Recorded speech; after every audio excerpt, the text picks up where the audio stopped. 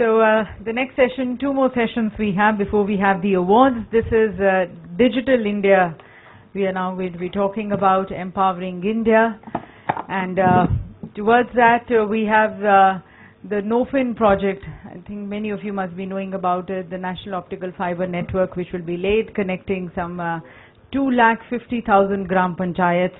So extending these e-highways, taking the knowledge to the people at the last mile, connecting more connected society, more informed society, and thus more empowered country. And Prime Minister has also given that slogan of IT plus IT is equal to IT. So India of tomorrow is going to be actually more empowered with the information technology.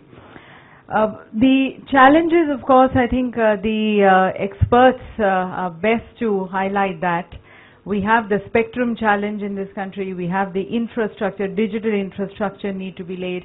The networking upgradation we have of the devices, again affordable devices or something, whether it is laptops or your mobile phones. And training, there has to be vernacular content which has to be connected, has to be there. And then of course security of this huge amount of data which is going to be coming. Now, how we are going to be going about addressing all these challenges, building on that, fulfilling the dream of Prime Minister, and which can extend e-governance also. So for that I invite the session speakers and the moderator of the session. First inviting our moderator, Mr. Daksh Sharma. He's a co-founder of iFert. Daksh, his detailed profile on the screen. He's a co-founder iFert. This is a full spectrum digital and social media agency which is based out of New Delhi.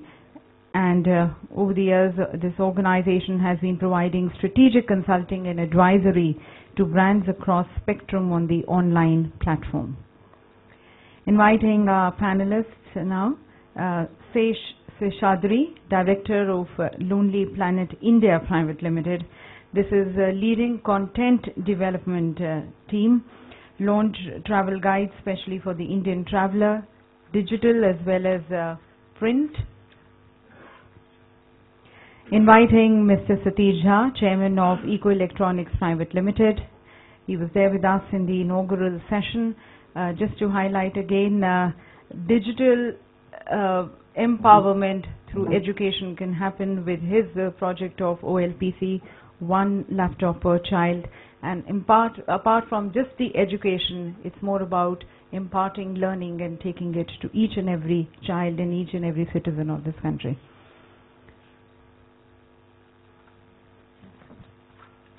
So I hand over to Daksh for moderating the session. How much time do we have? Again, it goes the same way. If you can shorten it, we have two speakers and you. If you can take again the issues first, move into the solutions, keep it for say 20 minutes, and then we can open the house for another 10 minutes. So half an hour if you can. Okay, I have some questions that are there along with me. But I think I have a wonderful mix of our two panelists. Shesh, you represent the education sector as well as the publishing and the whole content domain. And I was reading about you, sir, and I think there have been some wonderful initiatives where you have been a part of. And OLPC is something that I've always read about when I was a kid. I would like to talk about some numbers over here. You know, right now we're sitting in December 2014, and one of the things that I was reading, India is going to surpass US and is going to be the next country after China in terms of the internet user base. So by the end of this month, it's expected that we are going to have 300 million internet users, which is only going to be next to China. So I think thumbs up for that. We're talking about digital India, and what better time than talking about 300 million users. In terms of Facebook, we are having 121 million users. You know, talk about digital India. Again, India is sitting as the second most country, comes next to US. So starting with Shesh, you talked about IT plus IT, and you talked about India of tomorrow is going to be a mix of Indian talent plus information technology. So what are your thoughts on that? Okay, I think I'm going to break the serious business into a little more easy business. So somebody told me a story from Andhra Pradesh years ago that the then Chief Minister went to a village, flew into a helicopter and handed over a very attractive CD to the villagers and said, all the information that you require is here, and you should be seeing them. And they said, sorry sir, we don't have water in the village. And apparently, the joke goes that he lost the election because he was pursuing IT and not the basic needs. So I think for me, it's important that we should look back a little bit and see what noise are we making about digital, what is possible, what is not possible. So digital is not new to this country. I mean, digital came long, long ago. And digital, particularly in the education space, has been around, particularly if you look at scientific journals and things like that, they all got digitized 10 years ago. So digital is now a buzzword, but I think we need to be careful about it. The way I see it, I think the country started something called a National Literacy Mission many years ago, because our education levels were so low. We thought that there should be adult literacy programs, there should be other programs to make people literate. And I think we need to now start thinking about a digital literacy mission within the digital space. I think that's practically important. Also, when you talk digital, people suddenly think of education only. I wonder why. My thinking is that currently most of us, including, economically weaker people, are digitally engaged in some form or the other.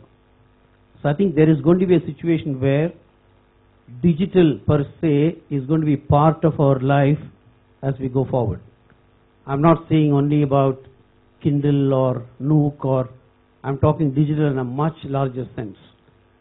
So, education, though I come from Lonely Planet, education is very close to my heart. I've done education for the last 40 years. I still go to 200 schools every year, personally, just to see what happens in the classroom, what transaction takes place, what's happening between the teacher and the student. So for me, digital means don't remove the teacher. I recently listened to somebody called Alan November. I would encourage all of you to go to his website and have a look. It's ALAN, November as you spell the month November.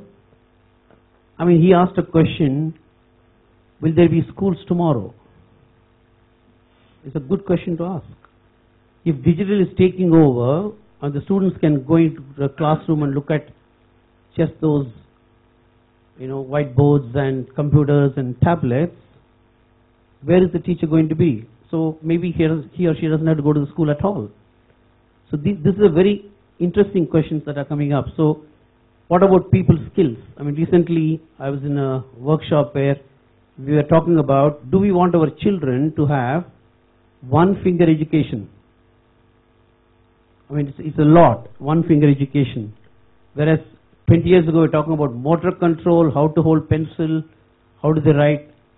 So I would just pose these questions at this point of time and not take much of your time, and maybe take a little time later. But for me, it's about asking lots of questions about what is digital in our heads, how is digital transforming our life, and at what space and what pace we are going to keep engaged with it. Mr. Jha, I have one question for you, and that was specifically coming from the vast rural sector that we have. Currently, India, in terms of internet penetration, we have about 37% users who are coming specifically from the rural sector. And this ambitious project that we have, we are talking about creation of 1 crore jobs by 2019. And also we are talking about enablement of free Wi-Fi to all the universities and of course the 2.5 lakh schools that we have. Realistic, ambitious, or do you think this is something possible with support from all the public and private sector enterprises? Doing that is possible in technical terms. What's not making sense is, just think of this. When the US created digital infrastructure, the US had nearly everyone educated. They understood letters, they understood numbers, they understood how to communicate. Even someone who is the base level of communication person, you can talk to him sensibly about any subject, most subjects. Now come to our country. The Krishnan Khanna said 8% understand English. You say 300 million people actually are connected to internet. I don't know how the data comes. I think that data is faulty. If 8% understand English, it's unlikely 300 million people are connected to internet. Maybe there are 300 million email accounts. That's possible. So I doubt that data. In India, to make it, just like one thing has succeeded is that's telecom. Telecom did not succeed because some Indian created some telecom technology. It succeeded because it was dumbed down to a level where even if you're uneducated, you could use it, and it wasn't done by us, it was done by the global technology environment. So, two things. Number one, we are not creating the foundation the way it should be to use the technology which is emerging. Of course, we are not contributing to creation of technology at all. That's another. We are not even adapting it. There's nothing which has happened in the country, really, outside imitation. Your best example is Flipkart, which is a very poor imitation of Amazon, and that you will see as time goes by.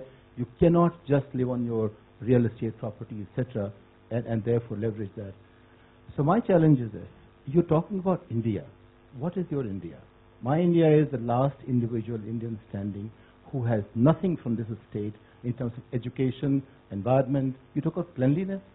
Whatever I have heard is patchwork in the previous session. I'm sorry to say that. That kind of patchwork mentality has to be questioned. In digital, the same thing is happening. I wrote first note in 2000 when in India's IT ministry had 30 crore rupees. I said, if you are serious about information technology reaching out to Indians as citizen enablers, today in 2001, you have to create a budget of 15,000 crore rupees, and this is how it goes. And Chandrasekhar, who later became secretary, he said, well, how do we do that? I took it to Kofi Annan, I took it to World Bank President.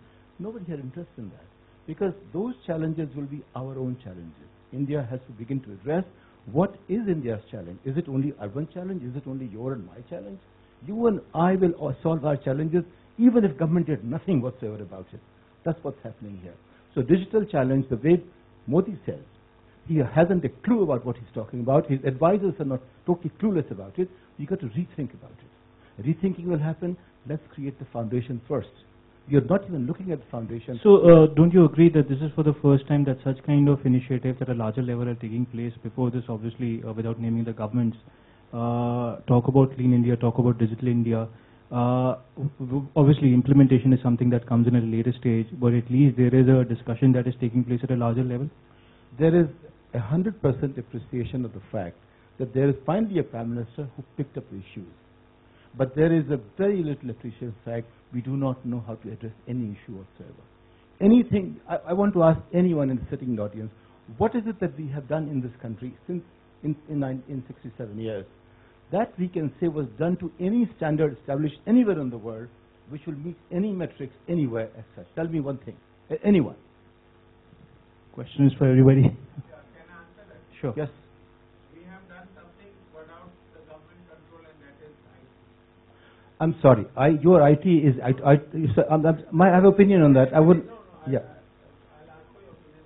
Let me just finish. India got its brand only because of IT, and it happened because the government didn't know what the hell was happening.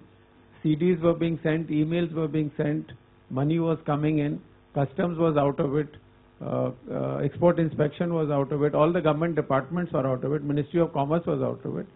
It really hit them hard when they realized that so many billions of dollars is coming in, and so many, even the training, because I am connected with NIIT, even the training of IT was completely deregulated. Today, MHRD controls every 40,000 colleges of India, their curriculum, the teacher's salary, the whole thing. But in the IT, everything was market driven. And the markets drove the IT in India, and the Indian entrepreneurs picked it up. They started with body shopping, but now it's gone to a little higher value, and I am sure in the future it'll go up still more. There is one word I want to speak on behalf of the government on the IT sector is don't forget, they gave them a 15-year tax holiday, and there was a big lobby wanting another 15 years of tax holiday, which unfortunately they couldn't get. But government did support them by giving them absolutely tax-free environment called the STPI, where they could register and not pay a single penny tax. So there was a little bit even in the SEZ today... No, I'm just saying the government did pay a little attention to it. To address the basic question of Daksh, what I'm talking about is, what you said question is your question, you're answering your question. That is not India's question from my point of view. That is, even there, India has not measured up to anything which I would call, as a CIO worldwide of Fortune 100 company in 1990, I would say not one Indian company today measures up to anything I had in 1990 as a standard, even in 2014. So let's not talk about that. My point is, when you do something in a corporation or anywhere, how do you begin to do something? Let's learn first how to begin to do something rather than straight away start from the top floor which doesn't exist without creating foundation. You don't have in this country 8% is Krishan Khanna's number of those who understand alphabets of English language. 92% totally outside framework. How do you make a digital India to begin with? It will only happen when you begin with, like I said earlier, let's look at an Indian who can achieve his potential by first nutrition, hygiene, healthcare, basic water, light in villages for 70% villages. I mean, where do you stand on any count? 157th, 147th, 167th, on any issue you look at in the government, in the world. So on IT sector, we are way behind. Our IT story is overhyped. 4 million people bring in to India $100 billion. Just do the math. I'd love to have some questions later on your perception of the IT sector and what the House thinks about it. Yeah. I'm sure that there will be a lot of people who would be probably from digital industry like me. Coming back to you, Shesh, especially on the educational front, when you talk about the rural sector, the government is talking about enabling e-books for all the schools out there, and that it's not just about 2019, they're talking about next year. Again, do you think, considering the intersection of rural sector and the digital initiative, that's going to pose a tremendous challenge, and unless and until we have the public sector that is involved, that seems like a dream? See, first of all, I would say the whole initiative is a good initiative. It's a long-term initiative. I mean, somebody talked about removing polio many years ago, but they achieved it. So I think any initiative has to start somewhere and get somewhere. In my mind, what are the challenges? Don't connect English to digital. First of all, please. I don't think it's important. I think digital is different, language is different. Second, make sure that you don't bring another set of have and have-nots divide in this country. Think about the plan in such a way that maybe you should start from rural, don't come to urban at all. Because rural has all the facilities, hundreds of magazines, hundreds of television channels, hundreds of internet networks. Maybe you should start, in this particular case, from rural to urban rather than going from urban to rural. That could be a good way of, because you can educate, you can transmit, you can pass on news. I mean, the whole lot of things that you can do. I mean, I heard of a German company who probably does medical testing using the internet. I mean, I'm not an expert on that, but apparently, if a construction worker, poor fellow, gets hurt, he doesn't go to the doctor, because if he goes to the doctor, he's going to lose the wages. So they are sending out some kind of an equipment in cycle where his blood can be transmitted through some system where they give him a report on his blood report. Now, these are good, I mean, that's what I'm saying. These are digital initiatives, not necessarily connected to school education or education. So that is why I'm saying we need to look at digital in what forms it can help. I would definitely recommend to the government start from the rural, because obviously, I keep saying that none of these can be removed from political interference, whether you like it or not. Political interference is bound to be there. But if you tell them, start from rural, do some fantastic work in digital, you'll also get votes. There's a big possibility, right? So for me, I don't see any challenge in implementing this. Whoever thought that mobile phones will take this kind of a speed? But Shesh, don't you think it's also a behavioral issue, and especially, I'd love to have your views as well, Mr. Jha. We are from the digital background, so one of the things that we were thinking was to build a mobile app which is also related with cleanliness. So we thought, why not have an app which is more to do with locating a loo. So if somebody is in the need of a loo, why don't we have an Android app or an iOS app through which he can actually locate a loo near himself? Now, two issues with that. First, when it comes to the reach of internet in India, there is always a problem. People, especially on the rural sector, they are using mobile as a first device for internet, and they're using prepaid. You can't imagine a rural guy to download an app and spend 75 rupees when he's on a prepaid connection. I would disagree with that. I would just certainly disagree with that, because you're already writing him off, saying that it's not possible for him, right? Think of the money order system, how it is transformed today. Money order system used to be paper, right? Does it work on paper today? And have you not heard of postmen going to villages with a mobile phone giving them the opportunity to call whomever they want if they don't have a phone. Maybe they pay 1 rupee to the postman, but they're still able to call somebody miles away and make a connection. I'm only saying don't write it off. Don't say rural has the facility. You know, this is a lobby which wants to make money out of this rural area, urban area. I think we need to look at how can we go rural. I would say 80% of the money, if I had a say in this cost of disposal, I would put 80% of the money into the rural, because that's where you can build. You want to educate them. When you talk of literacy, illiteracy, again it's a problem there. If you talk of malnutrition, health, it's a problem there. 90% of your problem stays outside your urban areas. I'm saying take the digital to outside urban first, try and solve most of your problems. I think it addresses Krishan's question as well as yours. I agree English is not the issue, but language is, learning is, education is. If I'm not learned enough, and I'm not talking about education. Education I would define as something a system wants you to understand. Learning is about something you want to understand, how to understand the world. So it's about learning. If you begin learning today, because of the screen that we have, children learn differently on the screen. They can begin to learn differently on the screen. If a child touches the screen now, he's already digitalized, or she's digitalized. So let's begin with that. As soon as a 3, 4, 5-year-old child looks at a screen of a computer or of a tablet and touches that to learn something, they are already becoming digital citizens. Let's begin with that, and that will create the foundation. So every child, all the 22 million children who start primary school education first today in grade 1 or KG, whatever, give them a tablet. If your schools are not using tablet, you, Mr. Modi, are keeping India behind. Let's understand that, first thing.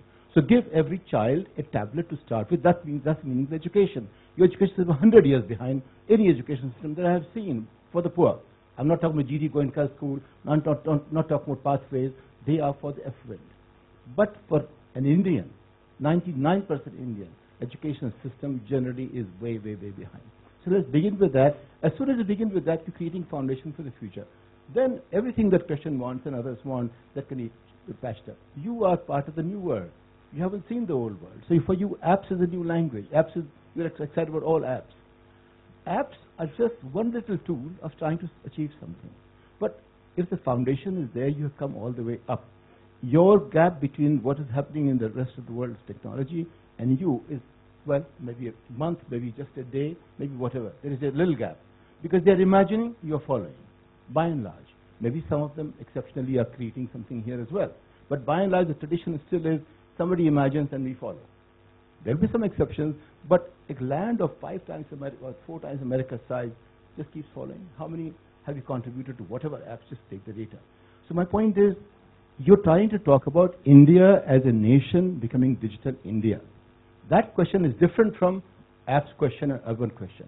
I agree with Shesh that if you begin with the rural, that is the real job of the governance. Government should start with the last man, not the top. And as soon as you change the context, as soon as you look at the result of the governance, that's when we begin to change the nation. So digital India should begin with the last person. The child, as soon as 3 years old, goes to kindergarten, or whatever the schooling system we have, should begin not on a paper, not on a slate, straight away on a tablet. That's possible today. You can do that within first year. Mr. Modi can achieve this dream in 1 year. Please don't do it like UIDAI. I call that UIDAI. Aadhaar was the most absurd way of trying to create a social security administration system. It will be incomplete, it's expensive, it's ridiculous. I'm not saying Nandan was not smart. I'm saying the whole thought was ridiculous. So recently, Mark Zuckerberg was here and he met Mr. Modi. Mark Zuckerberg, Facebook CEO, was over here and he talked about the Internet.org project, which was specifically dealing with the penetration of internet in the rural sector of India. And of course, it's not just India; it's also about the globe. How much do you think should be a participatory involvement from the private sector and the enterprises like the Flipkarts of the world to make this happen? Is it just going to be Modi and you and me, or is it going to be the involvement of these enterprises?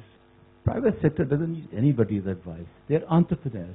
They seek opportunities, they create opportunities. There is nothing, you can't go and ask them, exhort them. They will find opportunities, they will engage.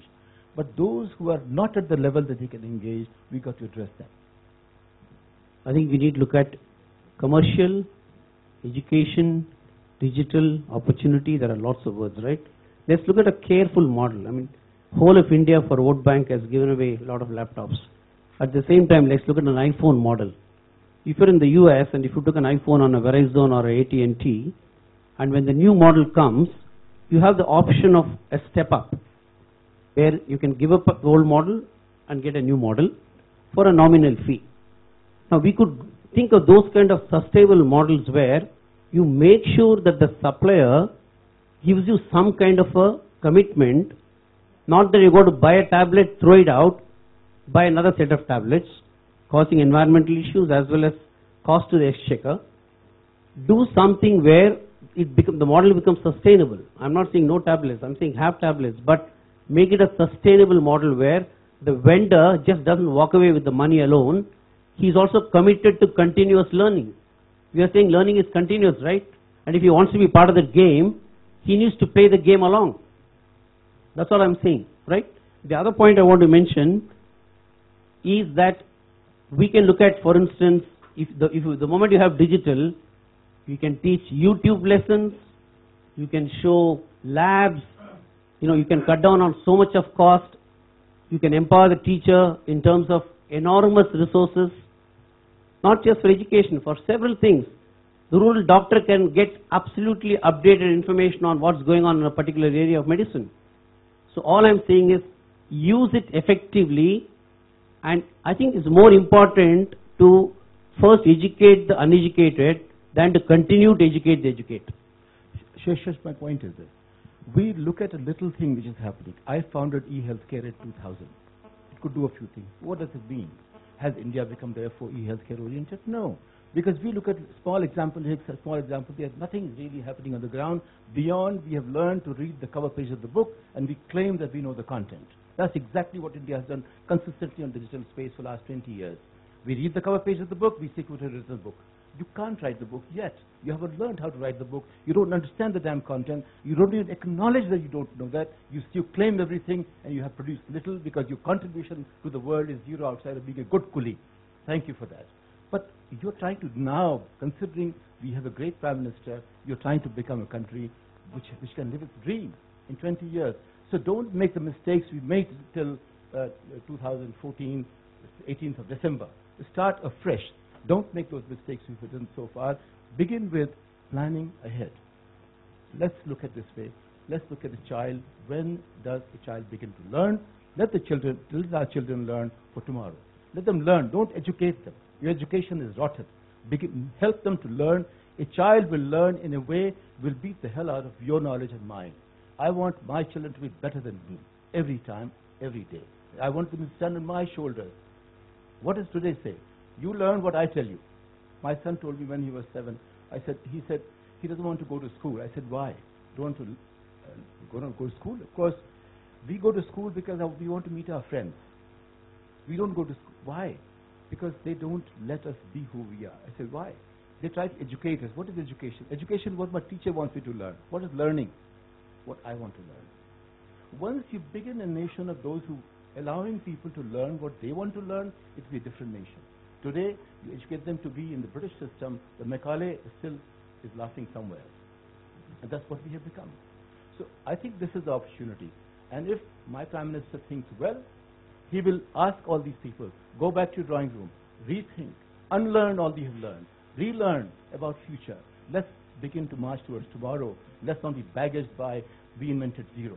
That is the worst baggage India has. They invented zero and gave ourselves zero as a total contribution in the past 67 years.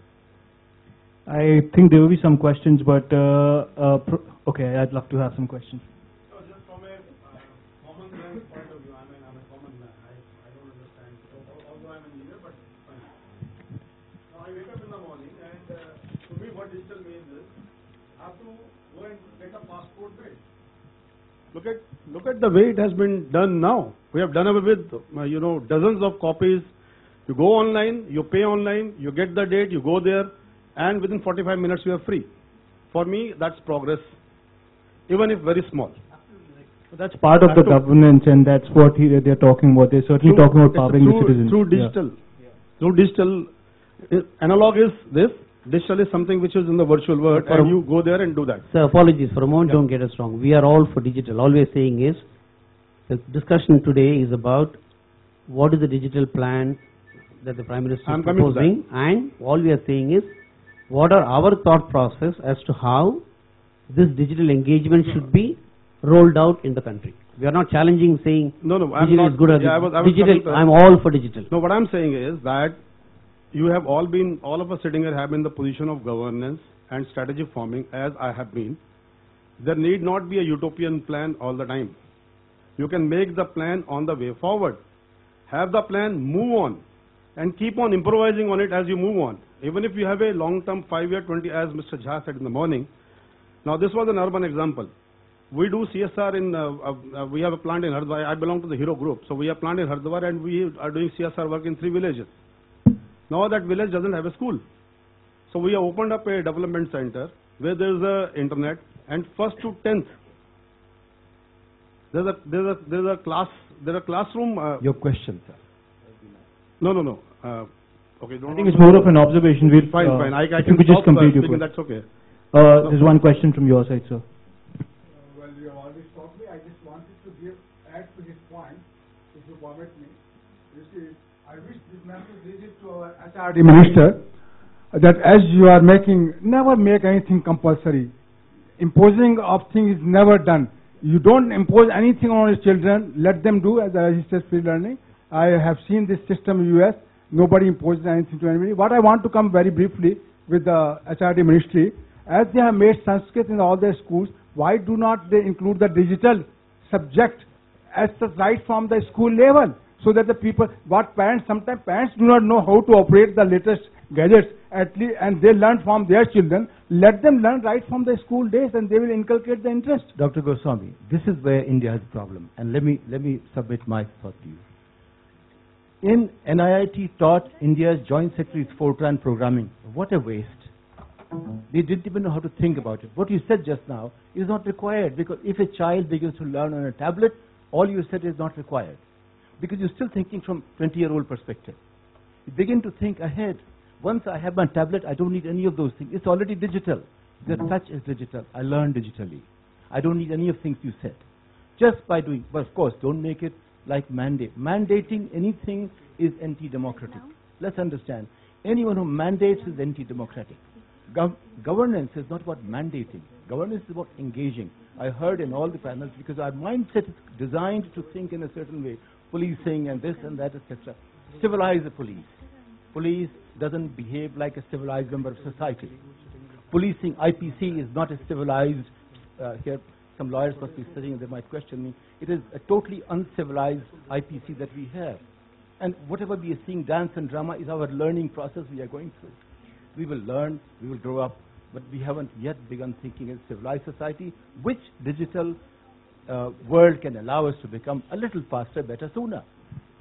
Yes, actually, I have been misunderstood. I agree with you that what I wanted to say, because I have been in the villages. Like you see, that we should have, like we have got started language lab, and that too, as you said, starting in the engineering colleges, all these places. Why don't you start at the school level digital labs? You see, in the urban areas, people do have these gadgets at home, and children learn automatically. When the children not having this gadget, tablet or whatever you call it, how will he learn in a village? So the government should have a digital lab there where the student who can't afford at home to buy these gadgets, he can't afford 5,000, 10,000 rupees or around 1,000 rupees. He doesn't have to eat the food, and you ask him to buy. So what my point was, at the village, 90%, 70, 80% population which the village, school, Kendriya Vidyalaya, public school, where the people don't have a place to sit. Or taat mein bechare baithte hain. Increase the giving them meal, give them the knowledge. So that is what my point was at the village level. Okay, all I am appealing to you is go around and look around. There are people doing fantastic work already in rural places. I mean, you look at Premji Foundation, or look at Parikrama, you look at Pratham. There are already people working in those areas, and all I am saying is, can each one of us can be disseminators of the digital world? Can we disseminate individually? How many of us actually, we have Istriwala coming home, we have somebody else coming home, we have the Sabjiwala. How many of us have really said, can you bring your 2 children to my house? I'll teach them 1 hour of computer science or computer literacy. We don't. So I'm only saying, can each one of us be disseminators of that knowledge, pass it on, 20 people do it, becomes 400, 400 becomes 4,000. All I'm saying is, can we start? We can't expect the government to, do a magic wand. Sure. They can only propose. In the interest of time, I would Yes, also like to talk about the other aspect of the I'll Digital just India take initiative. half a minute. Let me submit again. 3 examples he gave, I know them inside out. Whatever Madhav Chavan has done, I respect him a great deal. What Madhav Chavan has done, he has put India 100 years behind. Premji Foundation has learned very well how to make more money, raise more money, contribution to education, zilch. Everyone, I've seen all of that. It is not going to help India go forward. It is going to it's a nice thing to do, by the way. As an experiment, it's a nice thing to do. But don't learn from that. Let them learn whatever they want to learn. You want to learn, dream ahead, learn from the best. Don't learn from people who are trying to find what the best is. Sorry, I don't subscribe to this view, even though I'm sitting on the same panel. I would also like to talk about, especially from a governance perspective, we've been talking too much about education. I was reading this little example, in a Spanish town called June, and this was an example of how Twitter is being used over there. It's a town which has a population of 3,500 people, and there everybody, right up from the mayor to the administrator as well as the staff, is on Twitter. And what they have is the police is having a small badge on their T-shirt, which talks about their Twitter handle, as well as on the police van they have a Twitter handle of the police. So one of the incidents was that, the gentleman was walking through the street and the traffic light was not working. So he quickly made a tweet to the administrative staff, and he got a reply from the mayor himself that this is going to be fixed by the next morning. And we had the administrative staff who fixed the little light the next morning. And what happened after that was that the tweet received 2 retweets as well as 1 favorite. 2 significant things. First, you were always a public servant. You never received to receive appreciation up in the public.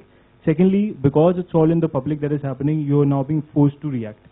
Now come back to India. You have the Facebook group of the Delhi Traffic Police as well as all the traffic police. And there are people who are complaining about everything from traffic problem to road rage incidents.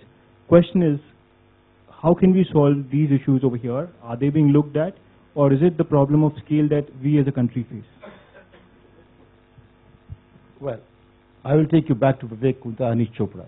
Somehow, for some reason, they used to seek my advice and mentoring at one point in time. But they are in tune with how technology is developing. And they are dealing with the population, an environment where everybody 100% is totally engaged. Now, you're trying to imitate a world which doesn't exist. It's like this. When I first came to JNU, I found somebody wearing a jeans. When I then went to Harvard, then I found somebody else wearing a jeans. The impact was so different. Here, jeans was an aspirational dress. There, jeans was somebody you did because you worked hard and you needed something. So the impact is totally different. So Twitter, the way we use, the Twitter way they use, the creator, they're very different. My point is this. Once I was sitting with I think one of the top 3 India's IT companies CEO with me on the panel. It was technology.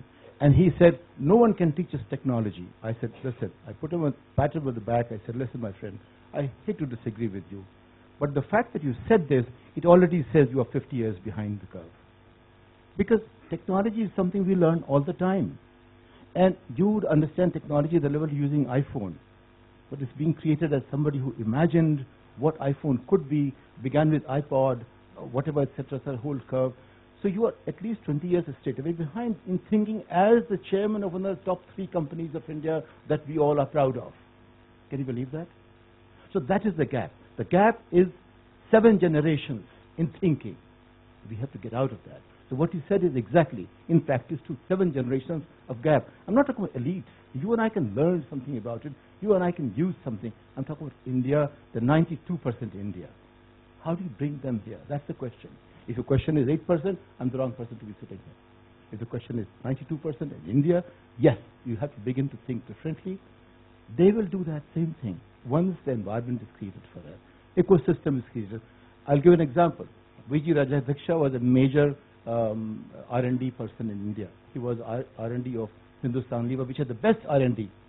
And when I asked him, he said, what we do is we imitate what Lever R&D does. And by the way, have you heard this? When you went to London in the 1980s, somebody will ask you, "Hamare Lux le aana." Wait, Lux to yahan milta hai, wahan se kyun lana? He told me there is a difference. Because we can't even make Lux as good as the Lux originally was made, since the ecosystem doesn't exist. You can try to imitate. The same thing is happening in, there's not one hardware made in India that measures up. There's not one software made in India that measures up.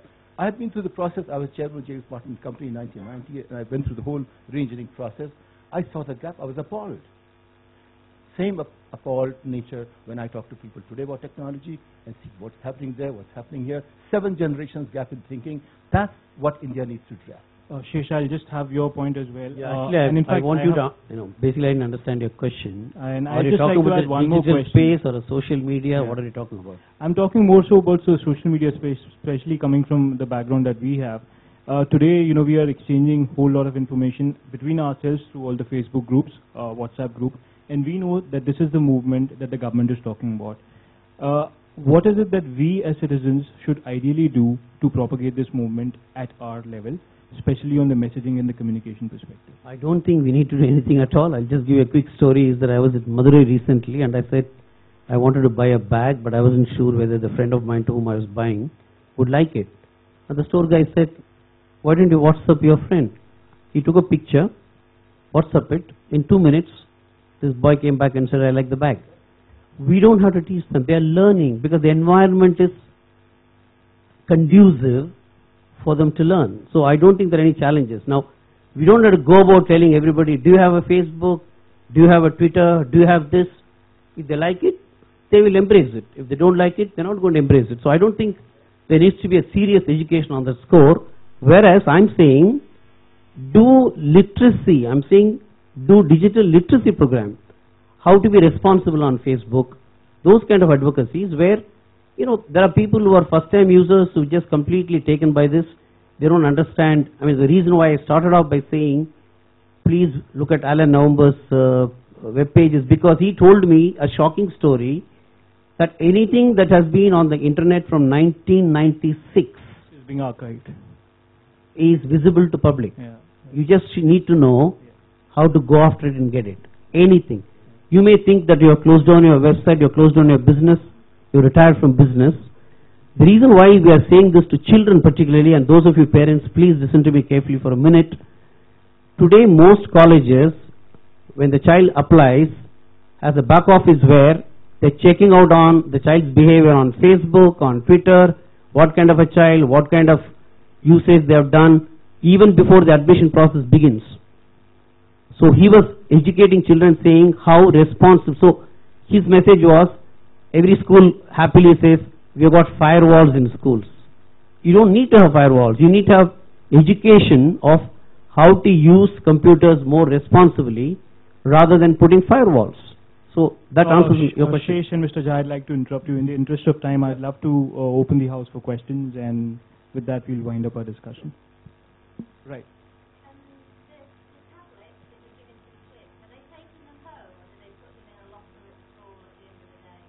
We recommend they should remain with children 24 hours.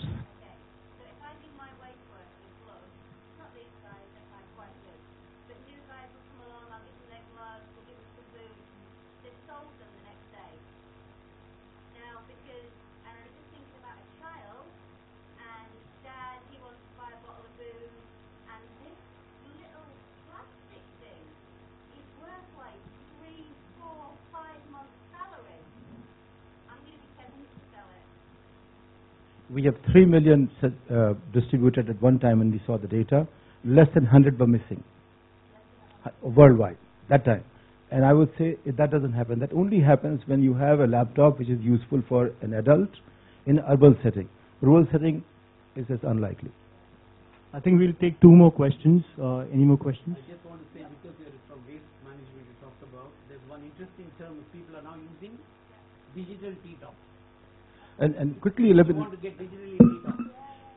Quickly let me say that when I address the question of how do we find a solution, and I'm so proud that Binder Sriji is sitting here, he thought about a problem, he created a solution. My wife was the founder of Polio Plus that you talked about.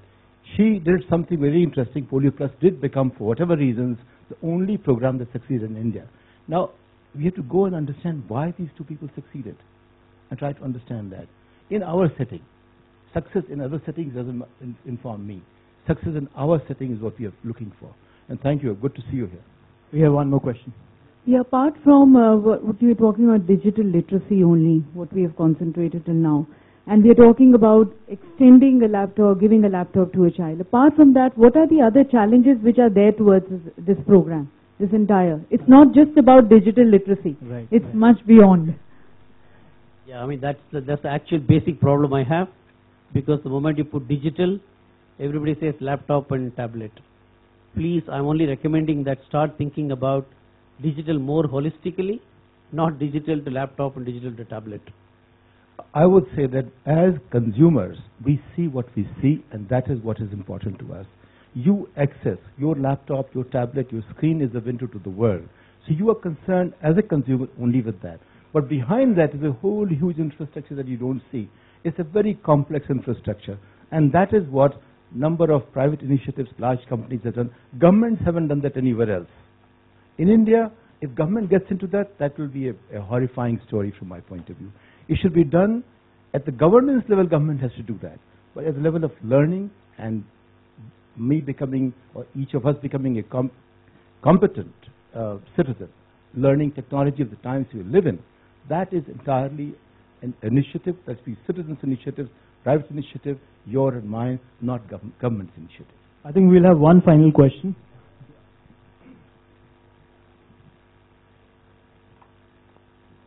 You said you are a common man. I'm a commoner man. The question is, I have really not understood what is digital India. I mean, the whole world is getting digital. Excellent. Really, that's a great question. Serious question. The whole world is getting digital. Getting digital is convenient to me, cheaper for me, friendly to me. There is no other option. So, what are we writing? Sir, the only answer I have for that is the term whole world you're using is a really stretched word. If you talk of digital usage and digital India, in India, the number of people that you are currently engaged in is not the whole world, it's a very small world. So the Prime Minister's program is to enlarge this engagement into a larger world in the world. Well, digital India generally would mean that in order to get the information moving from anywhere to anywhere, we don't need any paper as such. But that process started in 2000 when the government said, let's get everything digitized, let's spread digital. But they didn't understand that. You see, the point is, please understand. So it's just an impetus. When in 2000 they said digitize, what did they say? Scan kar do. Well, they did not understand scanning is not digitization. So by the time we understand, by the way, I'm guilty of as much human frailty as anyone else is. Many things I was told when I went to study in, Kennedy School and Sloan School, etc. It took me 10 years to understand those things sometimes, very often. Our bureaucracy, because they don't unlearn, they understand things 30 years later after listening the first time. Okay, I'm exaggerating a little bit. By and large, what I'm saying is time lag is too much, because we are not so engaged. We make many wrong choices, which delays the process. But there is a very aspirational aspect of our civilization as well, our society as well, which is, in a hurry. Then there is one that doesn't understand. You want to see 16th century world? You don't have to go anywhere. Go to Indian villages, right? In America, that will be a museum. For us, it's a living life. So point is, in digital, when you say digital India, it is about how do we become citizens with 1.3 billion citizens begin to live in the times that we have learned to live in now, today. So is the government then doing away with typists, stenographers, other things in the offices, because these people are all educated. They don't need to learn alphabets. So are they doing away with that? No, that is a different question, sir. We'll talk about that later. That would be digital India, isn't it? I mean, expecting an IAS officer. They're already gone. They're mostly They're gone. Oh, I didn't know this. That's why I'm asking. Just for the reference purposes, if you search for the Digital India project by the government, there's a beautiful 15-slide presentation that is put on e-governance portal. And our IT and Communications Minister talked about, greetings. In fact, they had this concept of the Prime Minister sending greetings to everybody on Independence Day. And he mentioned that when they opened it to everybody across the country, they had about 8,000 ideas. And these were used as emailer greetings by the Prime Minister to everybody in the country. So specifically, I think if you talk about what Digital India is, I think there are three key areas that the government is talking about. They're talking about digital infrastructure as a utility. And obviously, it's not just at a theoretical level, it is laid down in terms of framework, in terms of what we want to achieve. Secondly, they're talking about governance and services on demand. You talked about Passport, sir, which is one of them. And lastly, it's about digital empowerment of citizens. We talk about literacy, talk about the security issues, educational perspective, that's the third thing. I think with this, we'll wind up the session, and thank you so much for... Thank you very much. Yeah.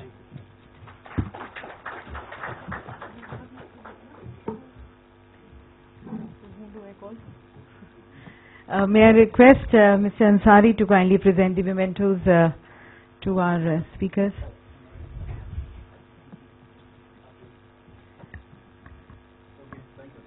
Thanking Mr. Jha. Thanking moderator Mr. Dak Sharma, and thanking Mrs. Sesha Chatri. Thank you.